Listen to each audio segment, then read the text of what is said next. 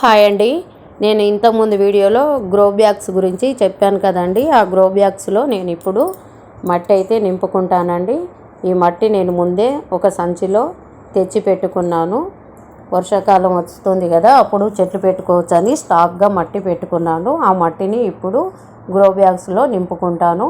చూస్తున్నారు కదా, మట్టిలో అంత గడ్డి, బిళ్ళగన్నేరు చెట్లు కూడా మొలిచాయండి. బిళ్ళగన్నేరు చెట్లు పువ్వులు పూజకు చాలా మంచిదండి.